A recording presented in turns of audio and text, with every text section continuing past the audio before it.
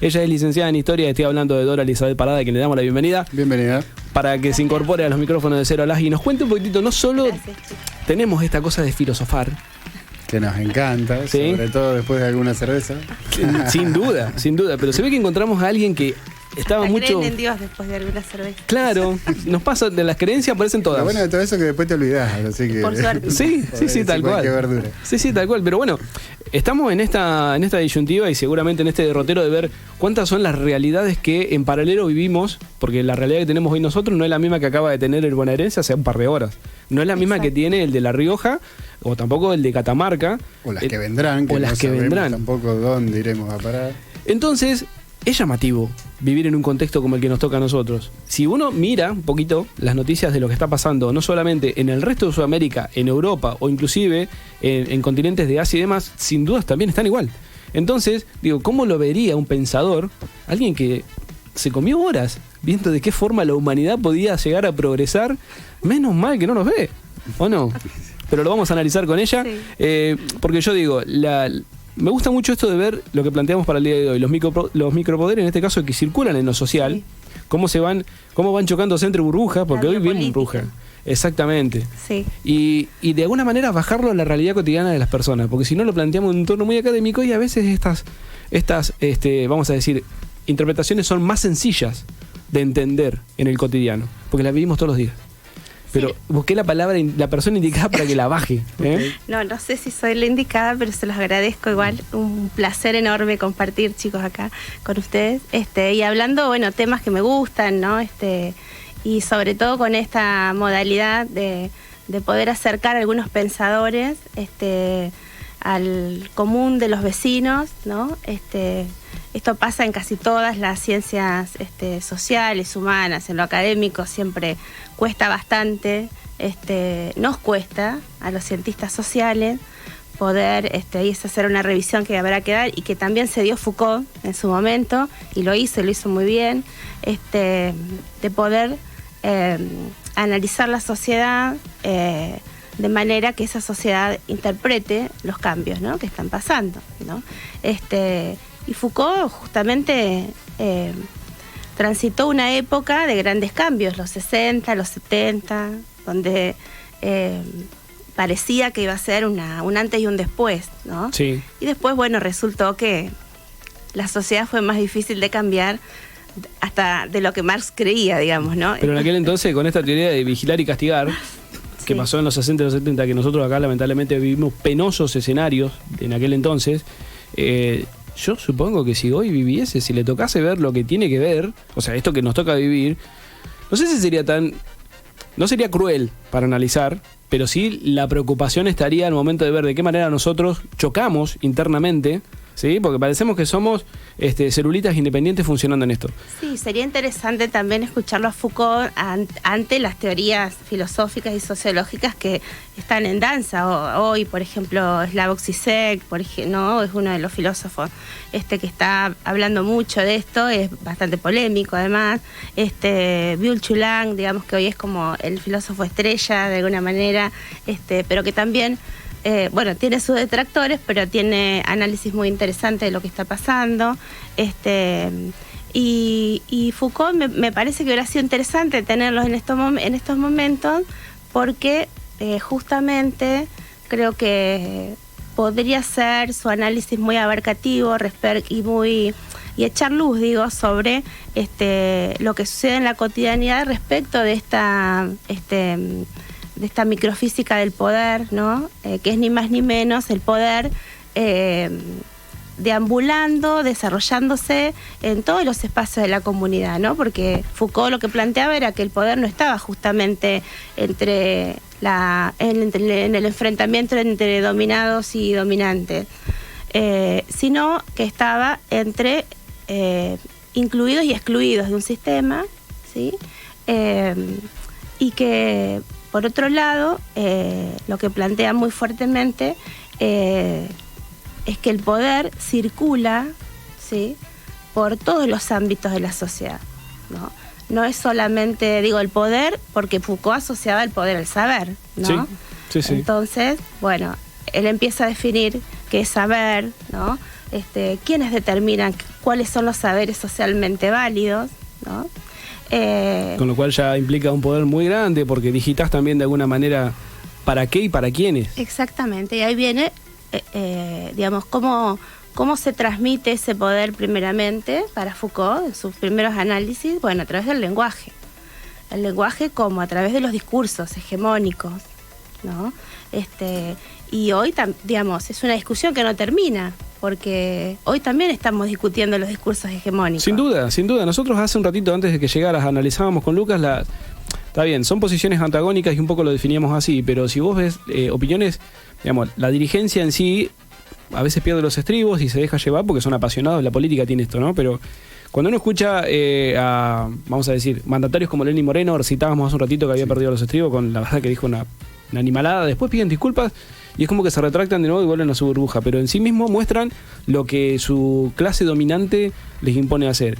Por otro lado, vemos a nuestro presidente también perder los estribos, digo, sin ánimo de cuestionarlo en ese sentido, pero digo, me parece que están tan cargados de tanta presión, de tanta tensión, de tanto tener que prohibir libertades en lo social, y obviamente a uno también le corre sangre y te vas de mambo en ese sentido. Pero ¿qué pasa? Esto se analiza desde otro lugar. No es solo el hecho de decir me calenté y dije lo que dije.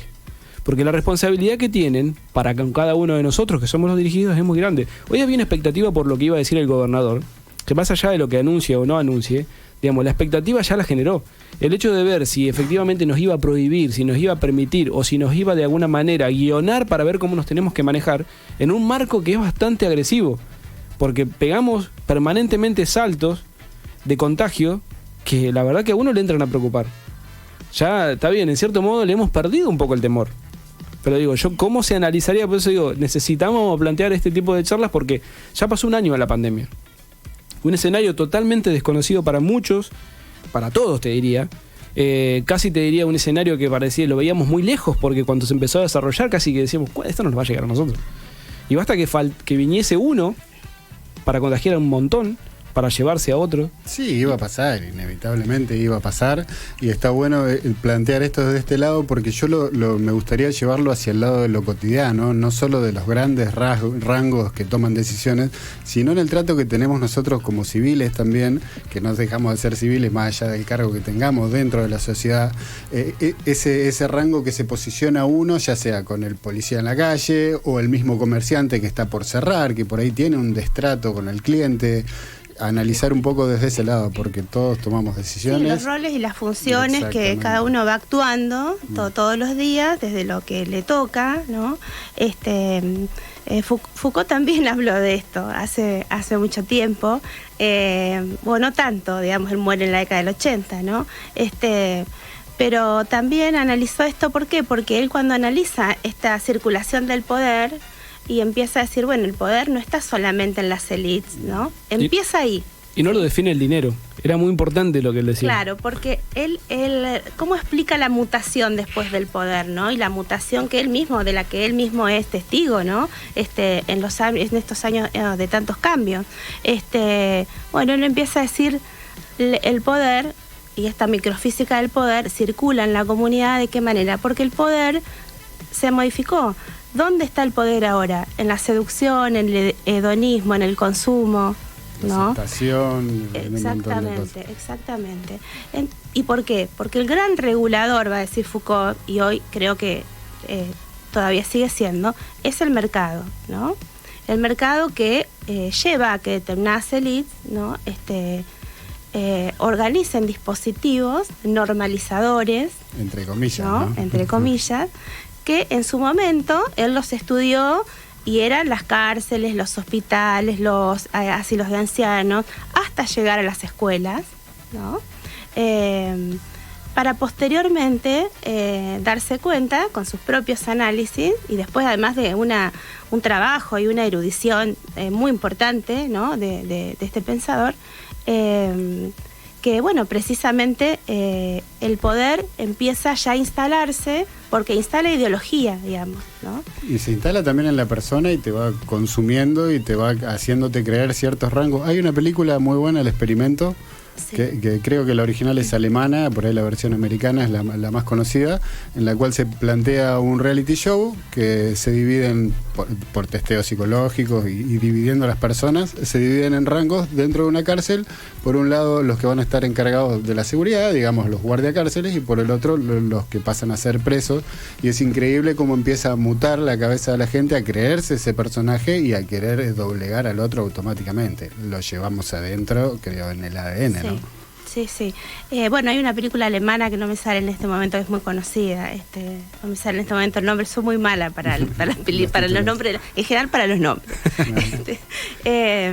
Pero que tiene que ver con un experimento también que hace un profesor, un docente, con sus alumnos, seguramente ustedes la vieron. Ya me va a salir el nombre. Algún oyente seguramente nos va a ayudar. La ola de Santiago. La ola. Ahí está, bien, La Santi, ola, ahí está. Muy bien. Santiago, ¿cuánto tiempo, no? Para ver películas, digo. Qué lindo. Qué bien. No, qué memoria, es joven. ¿viste? Yo, Sí, por ejemplo, el sobre nombre- todo joven. Sobre todo joven. Bueno, cariño grande. acá lo están dudando. Mirá, vos sabés que en mi tiempo libre, al igual que Santiago, también de alguna manera empiezo a analizar por En tu qué. juventud. Claro, la plenitud, esa que nos asiste todo el tiempo. Digo, no son casuales vamos a decir, todas las series que se plantean para que de alguna manera nosotros nos sentemos frente a la caja boba y empecemos a deleitarnos con algunas series. Digo, de pronto sorprende e irrumpen con las series como Merlí, series como Elite, series como La Casa de Papel, que puede ser un entretenimiento, pero ciertamente tiene ciertos condicionantes. Bueno, pero vos hace un ratito hablabas de las Elite. Actualmente en la sociedad en la que vivimos, las Elite tienen un privilegio con respecto a cualquier otra tipo de sociedad y clase social. Mayor cantidad de recursos, pero no son recursos económicos.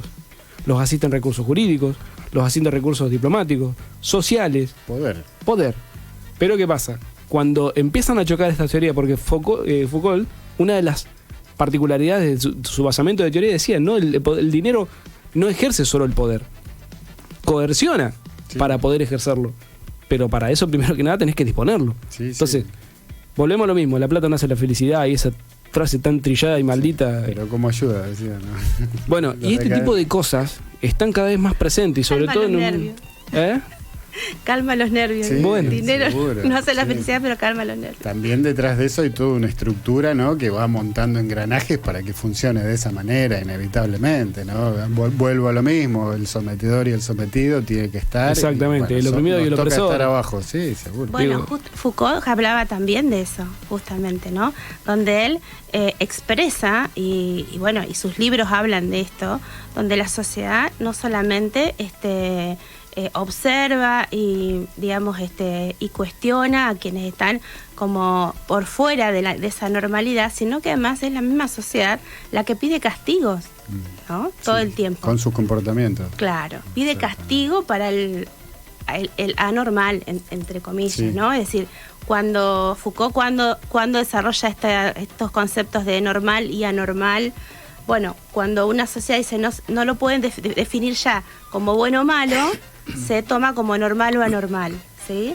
Y ahí empiezan todos estos dispositivos de disciplinamiento que efectivamente no todos tienen que ver con el dinero, ¿sí? Pero sí tienen que ver con la productividad. Porque una sociedad y una población disciplinada es más productiva, Exactamente. ¿no? Y entonces genera, bueno, o garantiza, mejor dicho, que los objetivos de ese gran disciplinador, en realidad, que es el mercado, Sí. ¿no?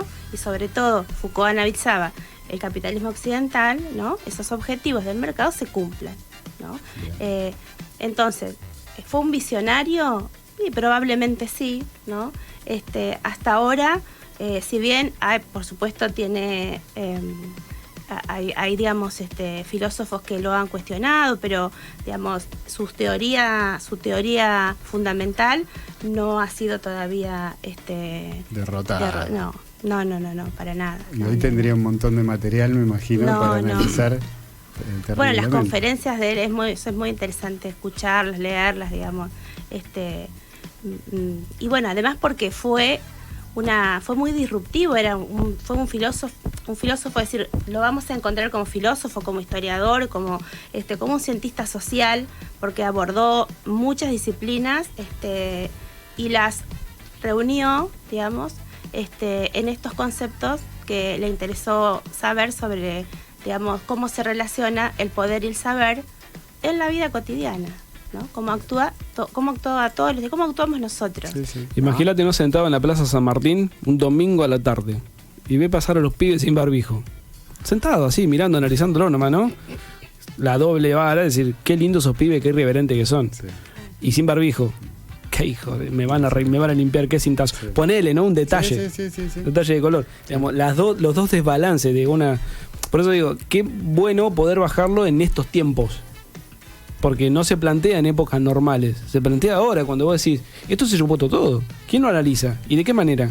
Sí, observando que tampoco tenemos en claro hacia dónde vamos, cómo va a continuar esto. ¿Cuándo terminamos? Medio un día a día hay que ir improvisando y los comportamientos son múltiples. Yo vuelvo a lo mismo, en la calle me sorprende porque tenés trato continuo con pares, porque somos todos civiles, cómo uno se posiciona sobre el otro inconscientemente, creo yo que es inconscientemente, tal vez a algunos conscientes les guste, pero tengo el ejemplo del trato de un policía que me paró en la calle porque venía sin el barbijo, esto como recién arrancado, me lo dijo muy bien. Me dice, flaco, yo entiendo, dice que vos vas caminando solo, no vas a contagiar a nadie, pero dice, te pido hacerme el favor, ponete el barbijo porque a nosotros nos rompe las pelotas, lo dijo así, de esa manera. Lo cual le agradecí, me pareció correcto cuando hay otros que vienen y ¿Sí? o te pones el barbijo Tabla. o te la Sí, doy. lo dicen Ahí de está. otra manera. Exactamente. O tabla. Sí. Por eso digo, era oportuno plantearlo, porque me pasa esto de nosotros nos analizamos y nos autopercibimos todo el tiempo. Lamentablemente la mayoría de las veces somos negativos con nosotros mismos, pero bueno. No hay que pegarse tanto. Claro, bueno, yo en realidad lo digo para los medios, para afuera soy el mejor. ¿Se entiende? Es para el micrófono. Afuera saco pecho. Esto es. ¿Quién se va a achicar? Nadie cero las. Pero Para no. achicarse hay tiempo. Tal cual. Mira, le pusimos 0 horas de programa porque acá nos planteamos desde otra lógica. Distinta a la que somos afuera, ¿está? Se entiende. Afuera nada, sí. derrochamos. Sí, no sabe. Sí. Vamos en este derrotero de cosas, vamos todo el tiempo. Una de las, antes de pedir a Peli, una de las conversaciones que teníamos con ella, digo, a nuestra sociedad, ¿cómo nos cuesta? ¿Cómo nos costó este año de pandemia? Nos costó no solamente en el afecto, nos costó también en cuestiones materiales, en cuestiones económicas, en cuestiones familiares, y otras sociedades que quizás estaban más preparadas. Yo, por ejemplo, tengo amigos viviendo en Estocolmo, la misma Agustina que me contaba, dice, yo pasé por Dinamarca y allá saludarte era con la mano y a la distancia, Sí. en época normal. Sí. No sé, que imagínate ya en pandemia. Lo llevan con ellos, es parte de su Digo, forma. y no es por hablar mal de ese tipo de sociedades, sino que efectivamente no lo vinculan así con esto de poder, no sé, te cruzo, te saludo, te doy un abrazo, nos damos un beso y cosas. No. Y creo, No. lo habíamos hablado la otra vez, creo que a nosotros la parte del trato con nuestros seres queridos fue lo que más nos costó. Lo más doloroso. Aparte de lo económico, que ya sabemos cómo venimos de hace rato. Sí. Pero allá no saludarse les es normal y a nosotros creo que fue lo que más nos pegó. Claro, porque por supuesto tiene que ver con cuestiones culturales también, ¿no? Hay sociedades y pueblos que tienen características, incluso desde lo afectivo, absolutamente distintas, desde lo familiar, pero también hay que decir que Europa ha sido una de las sociedades, si bien fue uno de los, digamos, un continente que más rápidamente levantó las banderas, digamos, de las luchas, de las reivindicaciones, también ha sido un continente donde rápidamente fue disciplinado, ¿no? Claro. Un castigador Entonces, castigado. Así es. Un vigilado y castigado. Sí. Que fue así. Vigilado. Se lo vigiló y se castigó. Agradezco infinitamente que te gracias hayas a acercado ustedes. para charlar este ratito con nosotros. Excelente charla. Me gustan estas charlas, Sí. ¿entendés? ¿Sabés qué nos Bueno. falta? Que nos salgamos del aire para decir otras cosas que a veces también pican un Debemos poco, ¿no? tapar ahí, sí. Claro, ¿viste? Pero vos defendés a Foucault y bueno, y vos... Claro, sí, eso nos faltó. Empezamos a Acá tirarnos nos tenemos con cosas, que cuidar, sí, porque me ha revoleado con esa agenda. Entonces siempre nos pasa Sí. esto. Pero bueno, en esto vamos y venimos, nos vigilamos y nos castigamos. Bien. Es la teoría de Foucault. Listo. ¿Está? Redonda. Tal cual, Exacto. tal cual. No Millón de cambió gracias. nada. No va a cambió ca- nada. Y no va a cambiar tampoco. No. Igualmente la pandemia ha sido un disciplinador, para usar una palabra de Sí. Foucault, ¿no?